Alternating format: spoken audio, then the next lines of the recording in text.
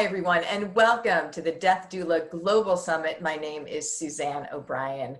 Today, we have Brad Wolfe. Brad Wolfe is the founder and executive director of the nonprofit Reimagine End of Life. Reimagine End of Life is a community-wide exploration of death and celebration of life through creativity and conversation.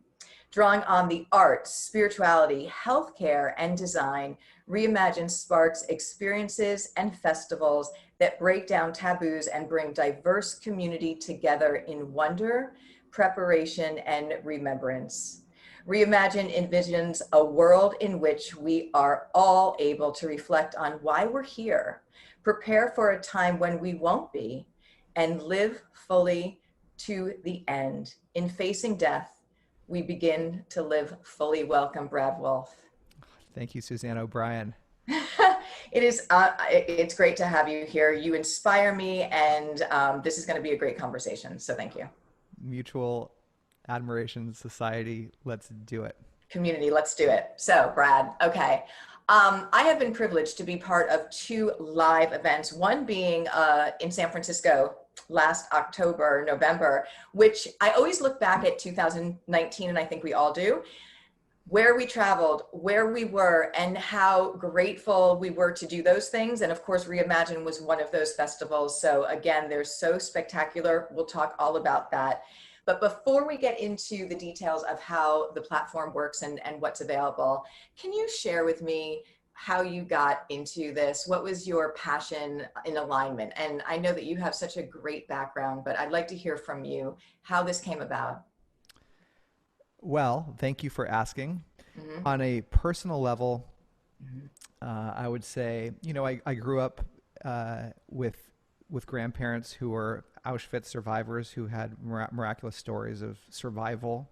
Right. And growing up hearing those stories and being exposed to the atrocities that they lived through, Mm-hmm. and survived, cast a light on life that showed me that there's something magical or beautiful about this existence that we have that we should not take for granted. Mm-hmm. Because as my grandma once told me, she's actually turning 100 this year. Wow. She said that we should treat people of other races and other religions better because we're only here on this planet for a short while. And so just the idea of our impermanence and what can happen has, at an early age, put me on this path to thinking about these subjects. And then Mm-hmm.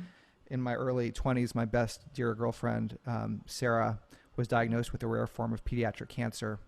And as a musician myself, would go to the hospital regularly and play bedside concerts for her, and really saw the power of art Yeah. and healing, and how we need other modalities for expression Mm-hmm. to be there for the people that we love all the way through the end. And when she ended up dying, and she really shared with me again, it's like, well, you see when you're a young person and you lose somebody, that life can be short, and why would you pursue certain things when you might pursue what really matters most?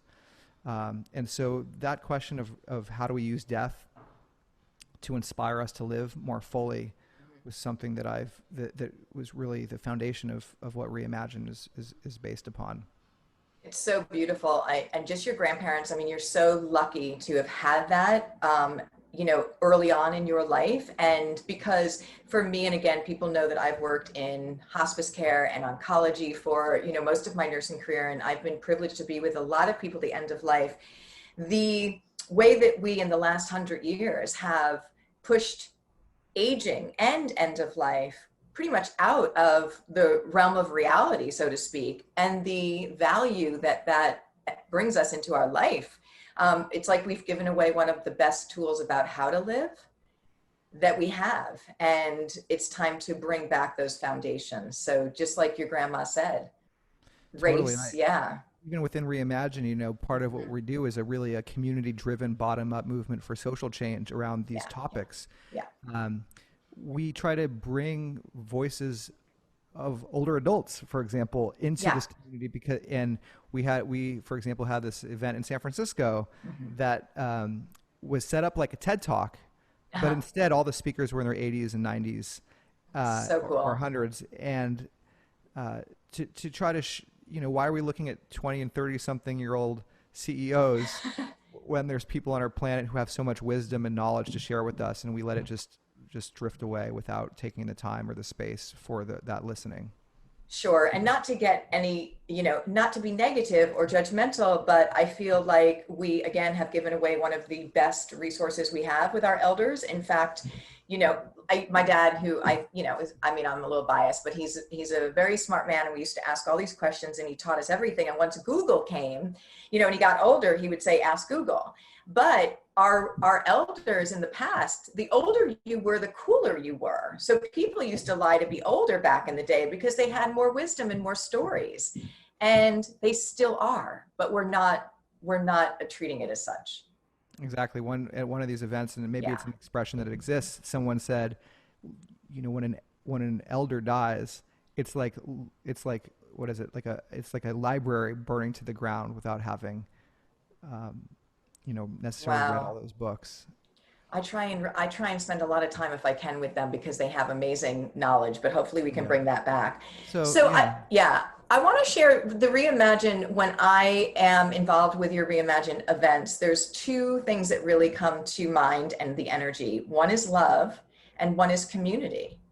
I feel such a beautiful, welcoming foundation across the board, and you have so many different diverse offerings.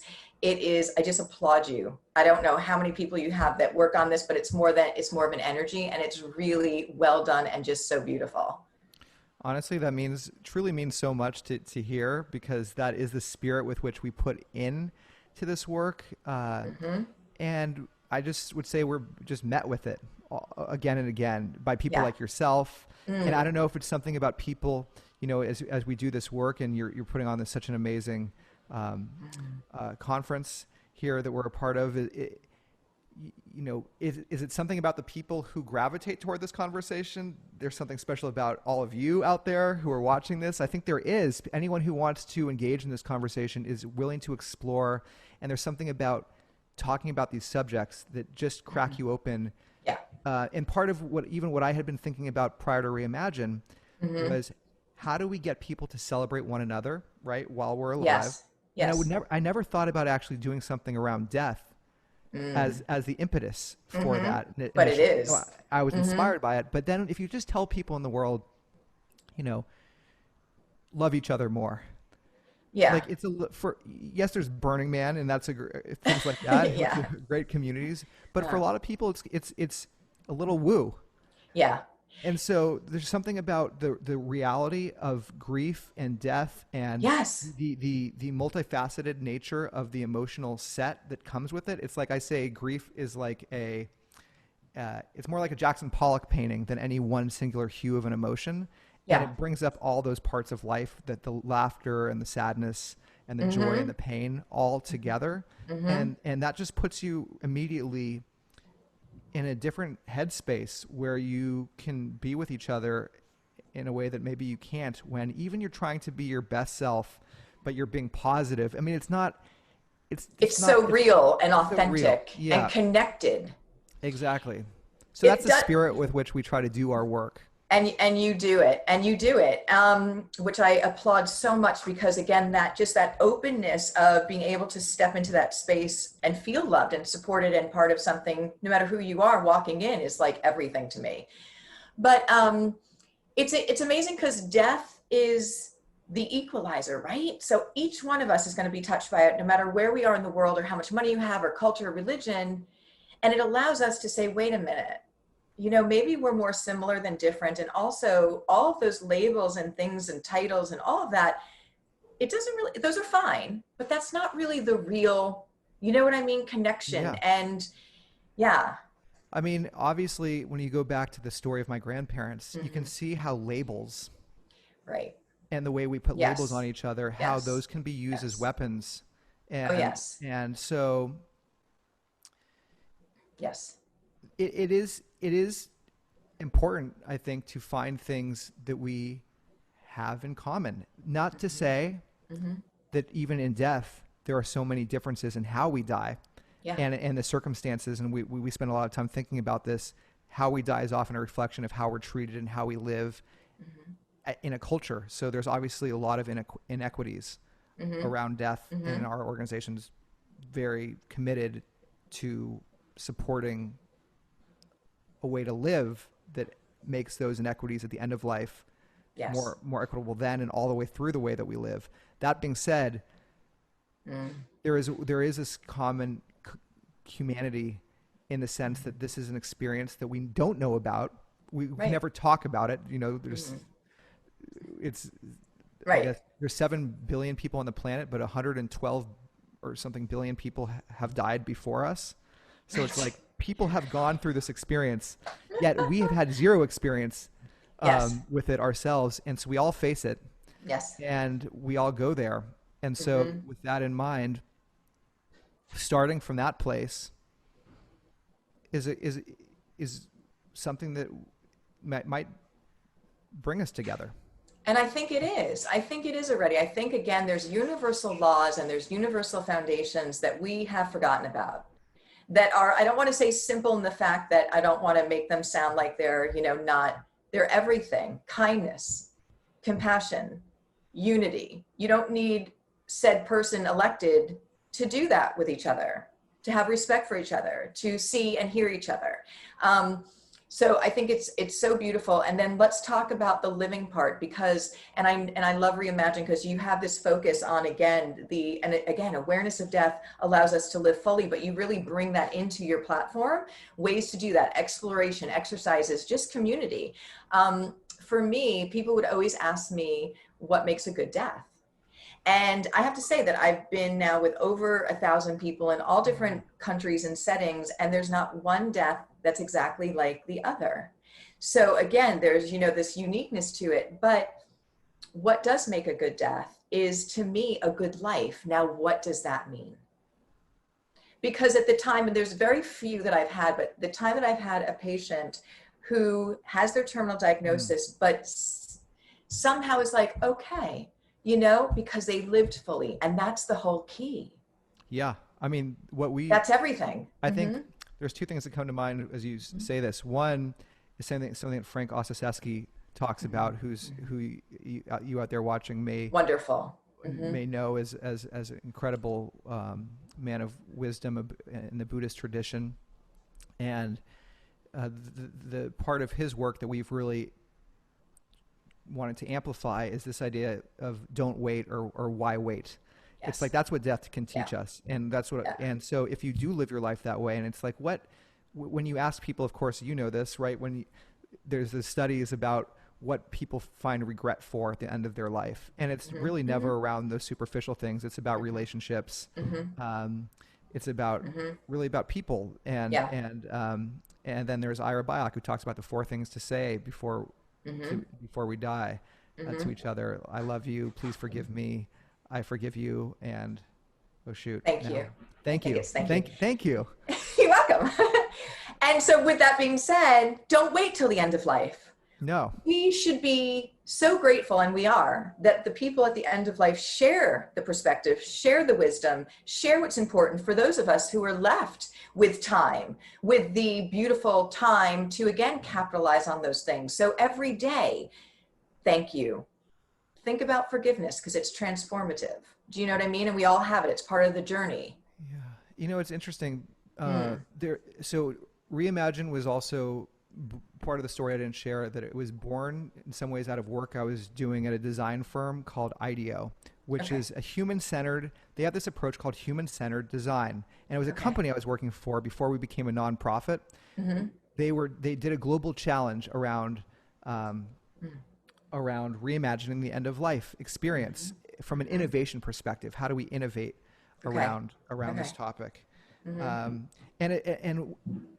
when you design, now IDEO works on design in a whole host of different types of design. They design products, like they invented the mouse, the computer mouse, for example.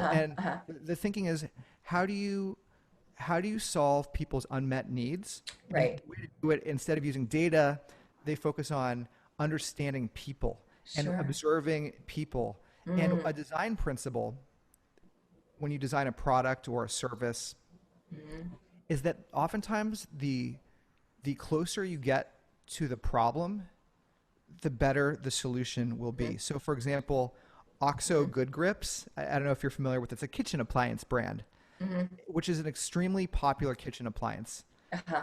Now that kitchen appliance, why people love it is because it's really easy to grab and to hold and to use. Now it was designed for people with arthritis. Okay. When you just design a product for people in it just generally, and you're not really meeting if you get closer to the problem, it turns out the solution is much Better. Yeah. better. Yeah. And so if you're designing, if you want to learn how to live fully, you might want to look more closely at people when they're close to death.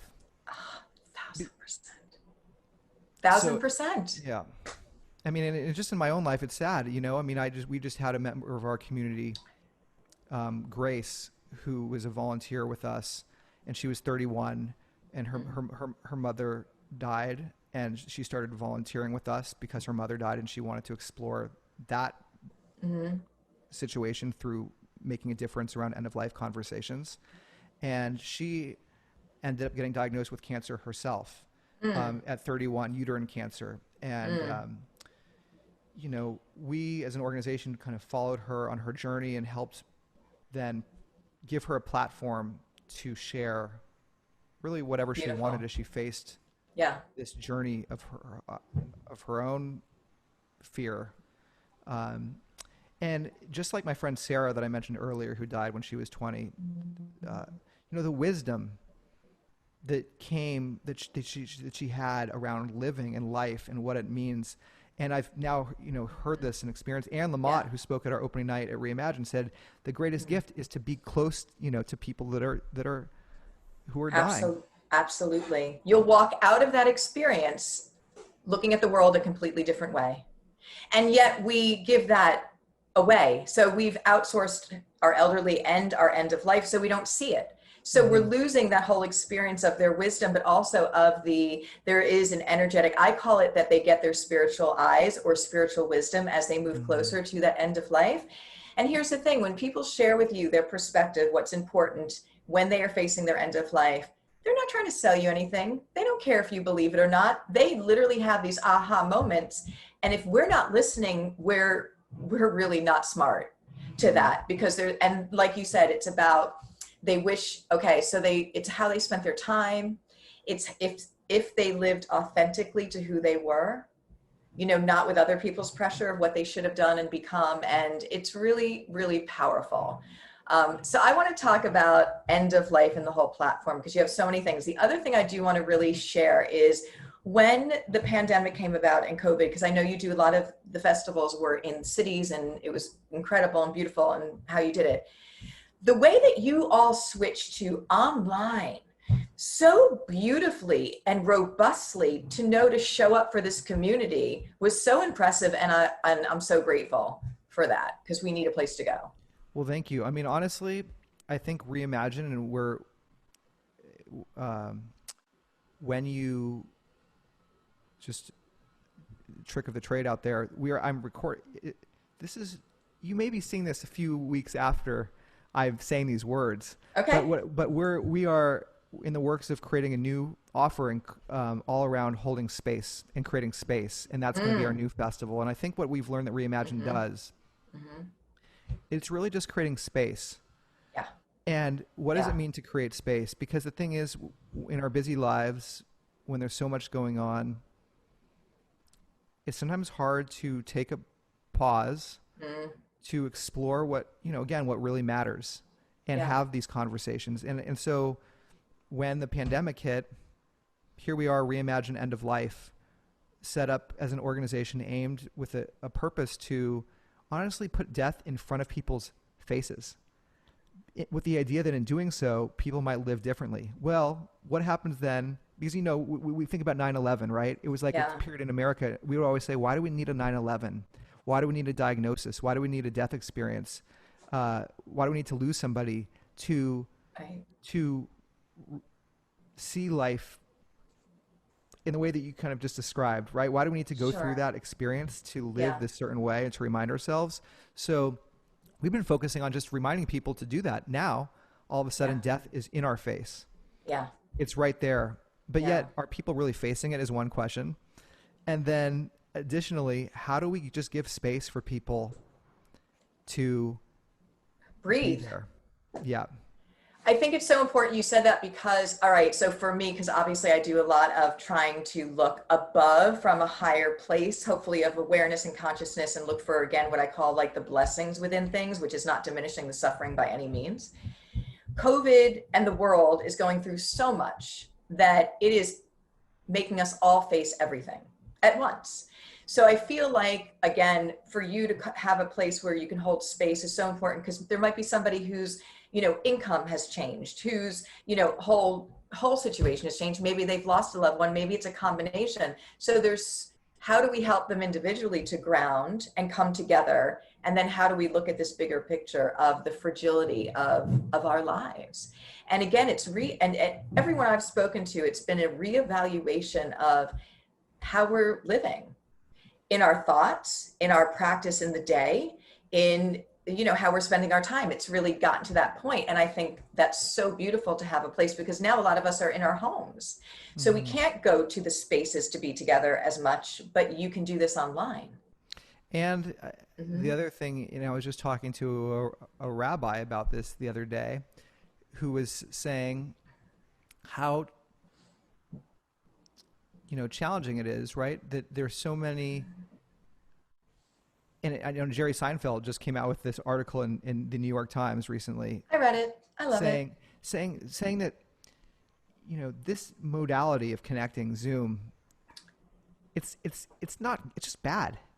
And these experiences we had, but here's the thing that we ended up talking about that I want to just impart. Yeah. Is yes, it is bad.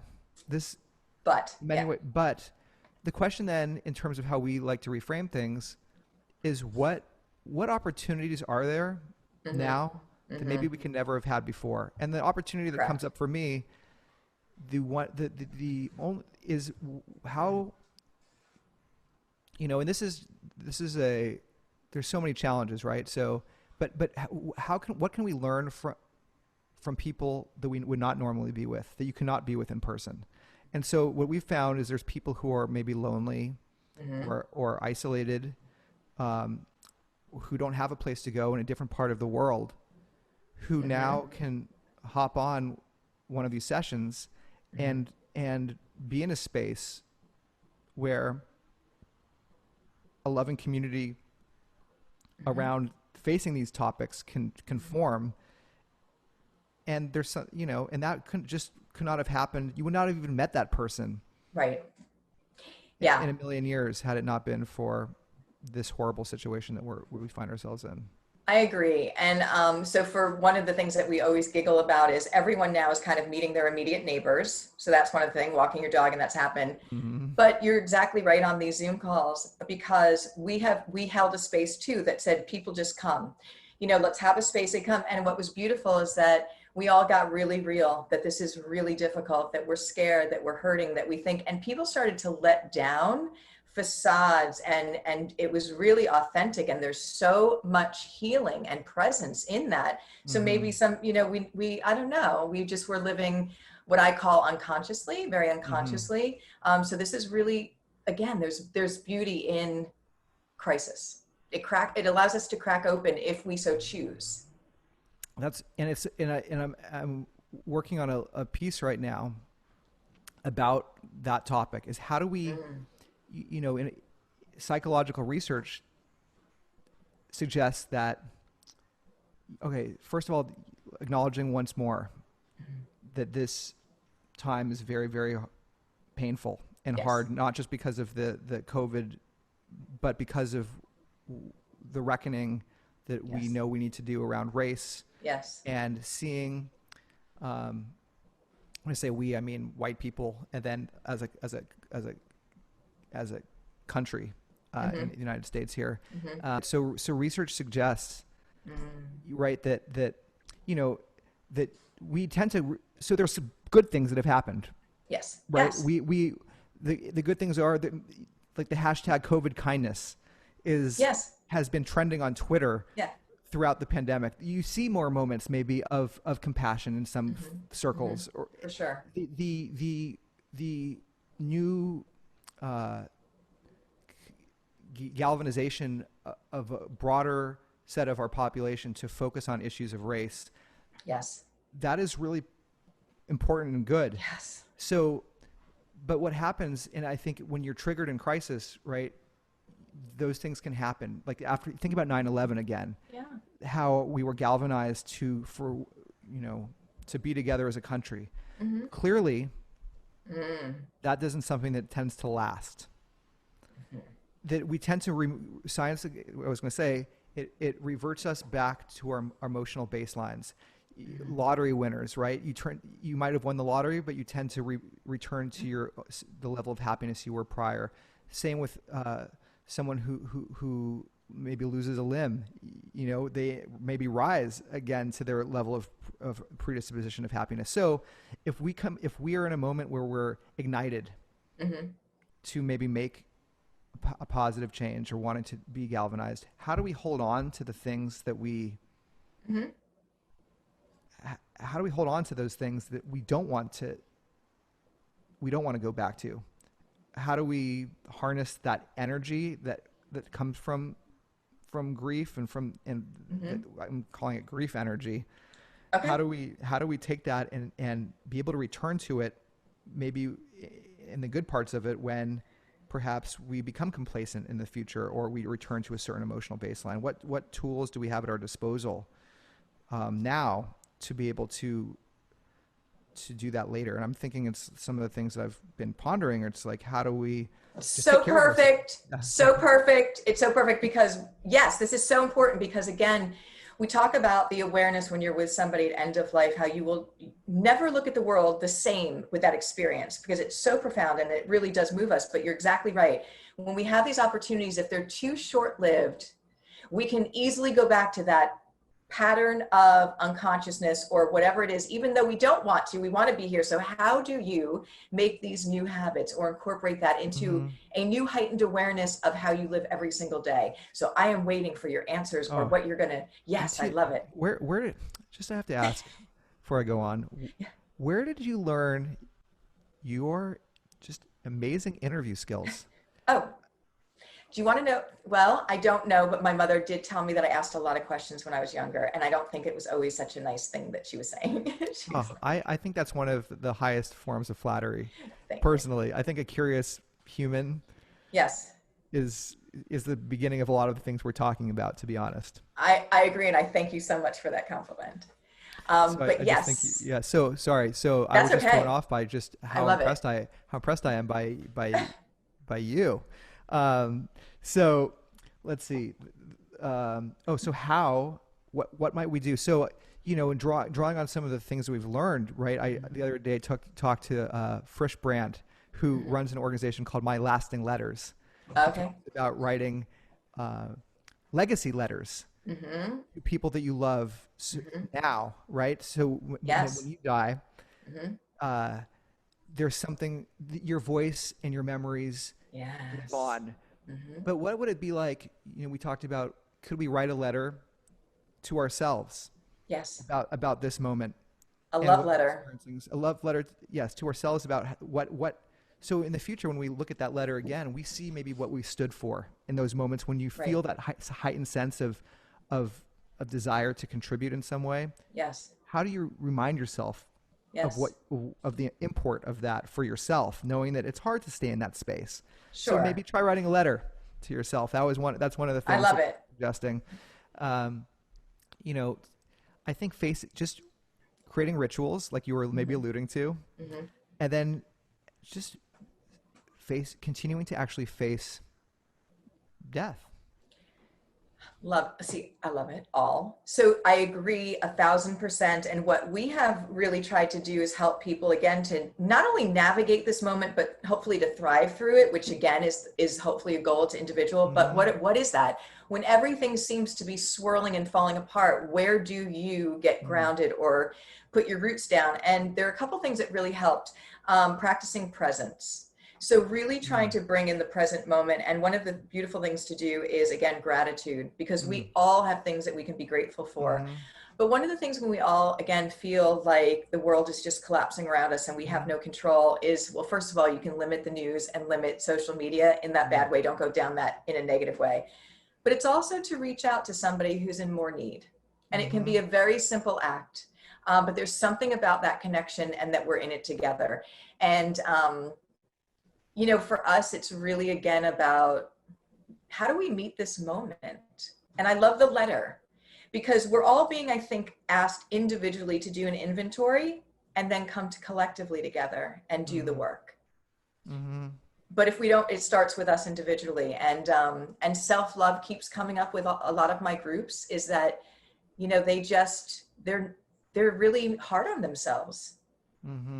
Well, we definitely tend to be hard on ourselves. That's something else. We're much harder on ourselves than we realize. And so getting past that is always part of some important work. And then also, you know, I think it's interesting, and this is my own personal critique, but and it might not be founded, but there's this idea. Now, I'm not trying to rebut what you were saying, and it's an and. Okay. It was me who said the letter idea initially, but there's this idea of mindfulness that is very popular, and wellness, and how do we stay well? And a lot of it is focused on your own personal, looking inward as the place to start. I also think, in addition, that you can, through interaction, through a collective experience, can be transformative and healing. Even if you yourself aren't ready for that, there can be something still healing about doing it in community. And I think that's something, because I think somehow, and I know this is not the intention of mindfulness as a movement, but it's been bastardized by many people who want to look good going to yoga classes and do it as a more of an identity than a true practice. Sure. So that's this whole different category, right, of it. Yeah. But I do think that there's something about coming together in community with other people, like you were suggesting, reaching out to somebody beyond yourself. Yes. That there's something so just important about stopping to looking so much about, you know, we can look at our country about me. Yeah. And thinking about like we. Yeah, absolutely. So maybe a better word might be presence, because for me, again, working with people at the end of life, your intention, you know, how you come in, and also your presence, because it's not always words. You're not here to fix it, but the presence that we're missing with one another.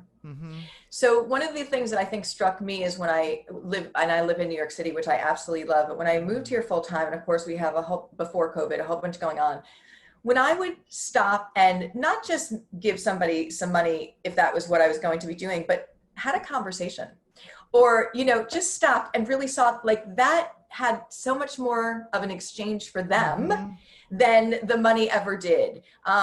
Which again teaches us the power of the presence is the best medicine we have, and we're really not practicing that with each other. The power of the presence.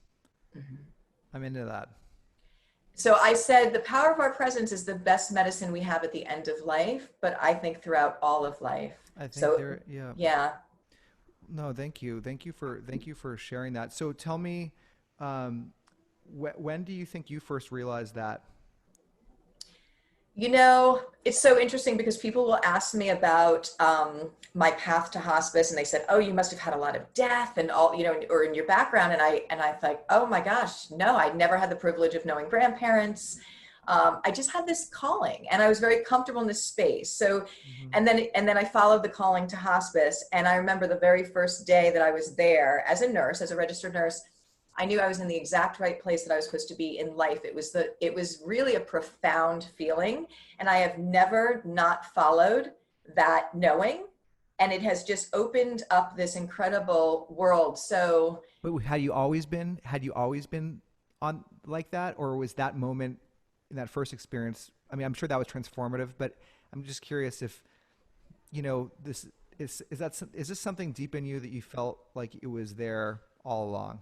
yeah, so we could do a whole thing on this, but yes, so there were elements, but I think that people have to realize, and again, when you work at End of Life, you're privileged to see a lot of beautiful things that really expand your awareness, that we have a higher consciousness, and then we have a subconscious and an ego and a lot of things that are programmed. And when you can learn which is guiding you, when, if it's fear-based, if it's anxious, if it doesn't feel right, it's usually from a programmed unconscious. Now, when you say, there were plenty of times, and in fact, when I went to hospice and, I was leaving a job that was very comfortable and it really didn't make sense to take less pay, but I followed that. So, and when I did, so from a standpoint of, if you wrote it on paper, it didn't seem like that was the thing to do. But I was like, hold on, it's right here. And when I did it, I was like, oh, I get this. There's so much more. And this is the directional that we should be listening to. I agree. And I think that's the thing about, back to the, our macro topic here. Yeah. That there's something, and I mentioned playing music for my friend Sarah, right? There's something that is beyond our words. Oh, yes. And there's some other, maybe it's this consciousness, presence, but awareness of, and I think death. I mean, there's a reason why it's the centerpiece of most religions is the rituals and thinking about our relationship to death,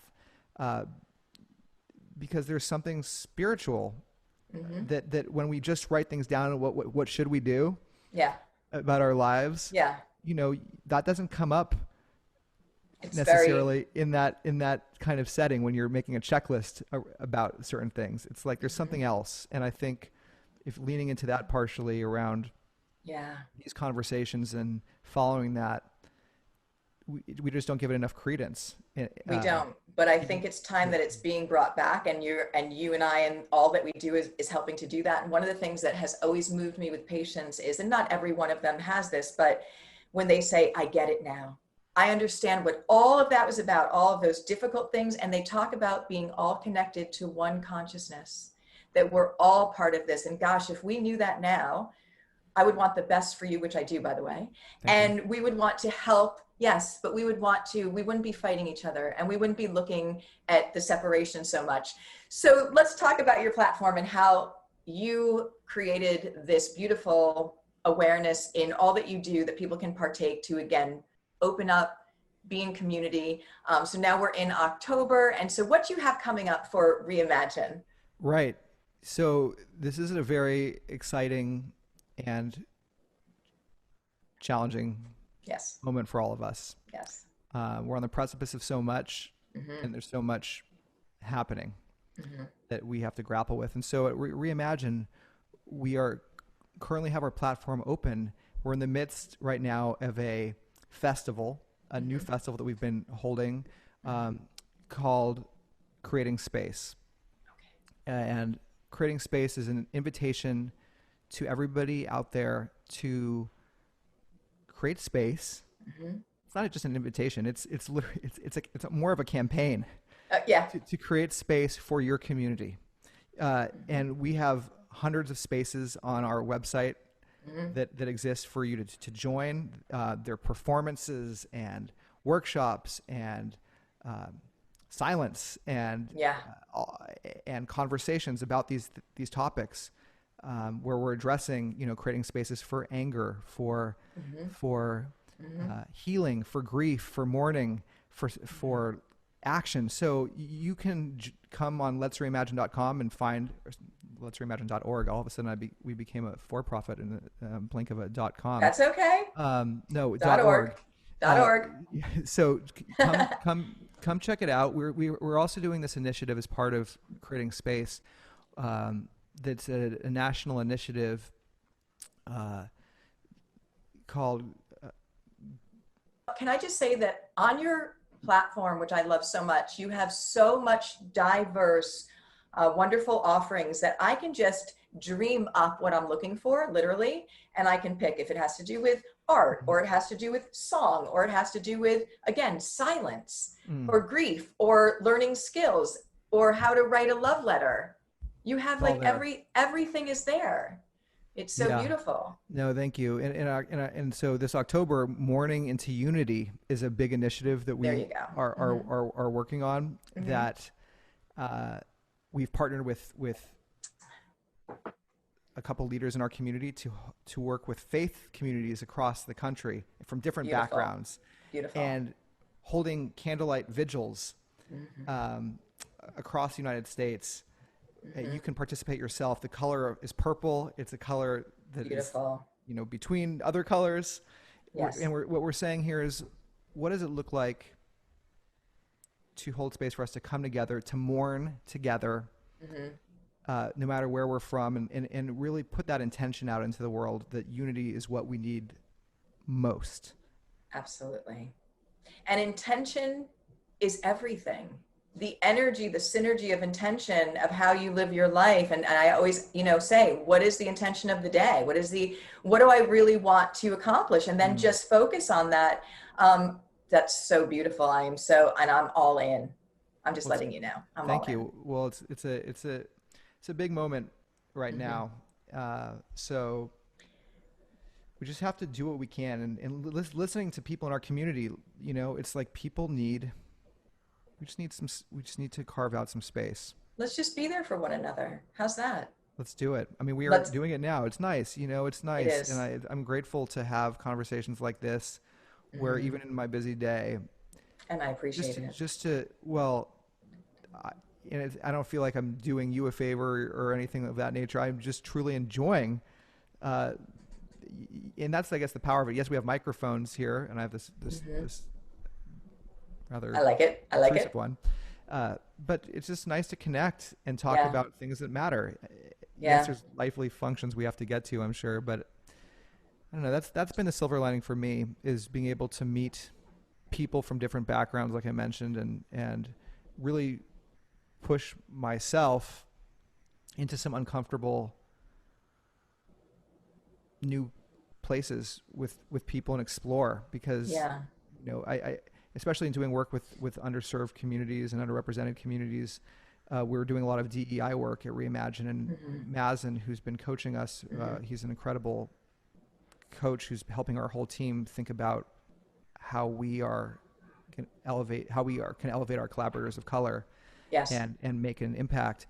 There's this whole idea of high quality mistakes versus low quality mistakes, and we need to be making high quality mistakes. Absolutely. So, in the only way, you do that when you get in there and you actually grapple with hard things. Yeah. And then you can make some high quality mistakes. Ooh. And that happen to all of us. But I think it's being in those spaces, on those liminal spaces between two realms, is where so much it is. So if you think in terms, again, from that energetic space I talk about, of being in that, unconscious, kind of like running and doing that, or being present and having that higher conscious, which I feel, again, is what we're doing now. We kind of stopped the clock for a minute and we're connecting. It's kind of an alter, kind of feel, and it's beautiful. And that is what I hope that we bring into this world, is more of those pauses and have them be the norm, where we can be present and allow that flow of connection, community, and love. And if you're doing that with people at the end of life, if at that time, I mean, that's what you're doing, right? I mean, you and the people in this community that you've built and are building, you're really the experts to show us the way. And what does that mean? And that's why I think it's so important. People who know how to hold space like this for other people, who do it as a profession, we need to look to you as the beacon for how we, as a culture, where we need to go. Because if we don't have models for these things, it's hard to achieve what we can't envision. Yeah. So I think to elevate you and the people out there listening who are in the doulas or in the doula space, or who are there at the bedsides of people who are dying, or who can hold that space. It's like, that's what we all need to be doing. Yeah, I love, thank you so much. And it's just sharing that beautiful place that a lot of people don't have the privilege to have an insight to, that really, for me, holds the key to this whole life's journey. So we want to share it with everyone, all of those tools and wisdom. So Brad, you're incredible. Can you please tell people once again where to contact you and find out more about what you're doing? Well, check out letsreimagine.org. Let's reimagine.org. And of course, you can email me anytime if you're seeing me here. Hi, thank you for watching. And it's good to be with you. You can email me at brad@letsreimagine.org. And if you have any ideas for a space you want to hold, or an event you want to create, if there's someone you want to interview that you love, if there's, if you can dream it up, that's where Reimagine honestly is about helping people create more space for what matters to them and their dreams. BJ Miller, I'll just maybe conclude with this, that, and I think it's so apropos of what we try to do, that creativity, is born out of our constraints. So as a musician, right? Like when I have a guitar, I'm utilizing what I have. The constraint is the six stringed instrument, my voice. Right. That's it. Yeah. Now, if you think about life, our greatest constraint, our universal constraint, is that we're all going to die. And so it makes sense then, the abundance of creativity that can emerge when we actually face that. In fact, all of our lives are works of art. Yes. Just by Yes. the sheer fact of living in the face of our mortality. And so if we can lean into that, I think the world will be a much more creative, beautiful, loving space. Agreed. Thank you so much, Brad, for all that you do and for being part of this. I cannot wait to just work with you in the future and see what happens. Well, we need to have a follow-up conversation quickly and plan out what's happening in November. Let's do it. Let's do it. All right. Again, thank you so much, Brad. Everyone, this was the Death Doula Global Summit. I'm Suzanne O'Brien. I'll see you in the next interview. Thanks, everybody. See you soon.